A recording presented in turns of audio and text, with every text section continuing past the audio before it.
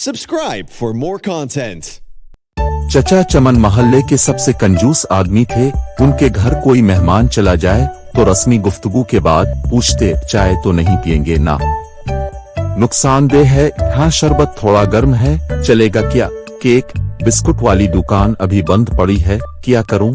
समोसे वाला तो अभी तेल गर्म कर रहा है, काफी वक्त लगेगा, अब कहाँ इतनी देर बैठेंगे, वगैरह वगैरह। मेहमान बेचारा ये सुनकर शर्मिंदा हो जाता। एक दिन दोपहर को किसी फकीर ने उनके घर का दरवाजा खटखटाया। चचा चमन ने दरवाजा खोले बगैर पूछा, कौन है? फकीर बोला, बेटा मेहरबानी करो, मुझे 10 रुपए दे दो, मेरे पास सालन है, रोटी लेकर खा लूंगा।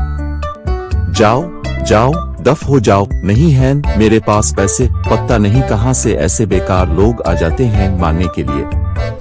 जारी है, से खाने से दिल नहीं भरता। चचा चमन ने बेचारे फकीर को खूब बातें सुनाई। फकीर मायूस हो गया। आखिर उसकी जबान से बद्दुआ निकली, अल्लाह तुझे हमेशा खाने से दूर रखे, तो भी कुछ ना खा सके। इतना कहकर वो चला गया।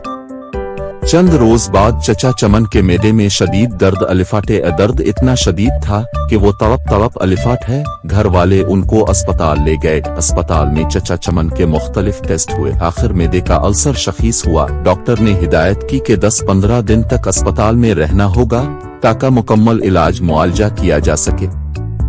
अस्पताल से घर वापस आए तो कमजोरी से निढाल थे।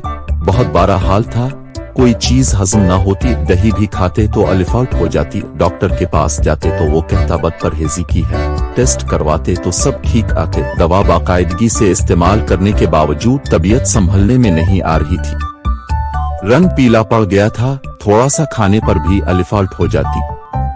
चचा चमन की रातों की नींद अलिफाट चुकी है।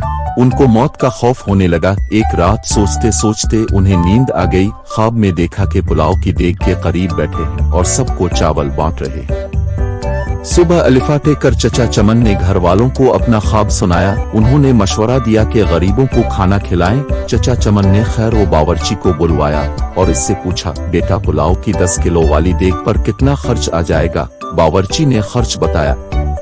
चचा चमन 10 किलो की देग पर होने वाले खर्च का सुनकर बड़े परेशान हुए, लेकिन फिर सोचा कि शायद खैरात करने से मैं ठीक हो जाऊं। उन्होंने इतवार की एक दोपहर को ये मुश्किल मरहला तय कर ही लिया। मोहल्ले के नौजवानों की मदद से मोहल्लेदारों और गरीब गुरबा में चावलों की तकसीम हुई।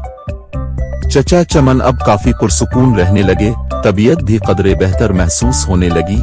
लेकिन जब इस फकीर का ख्याल आता तो फिर वही मनहूस दर्द शुरू हो जाता। यूं ही कई दिन बीत गए। एक शाम को किसी फकीर की आवाज आई, अल्लाह के नाम पर दे दो बाबा। चचा चमन भाग कर गए। वही फकीर खड़ा था जिसने उन्हें बद्दुआ दी थी। चचा चमन इसका बाजू पकड़कर अंदर ले आए। फौरन ही उन्होंने अपने बड़े लड़के को होटल से कई किस्म के खाने लाने के लिए दौड़ाया। कुछ ही देर में लड़का होटल से शामी कबाब, बिरयानी, कौरमा, रोटियां और आइस क्रीम ले आया। चचा चमन और फकीर ने पेट भर कर खाया। जाते वक्त फकीर बहुत खुश था।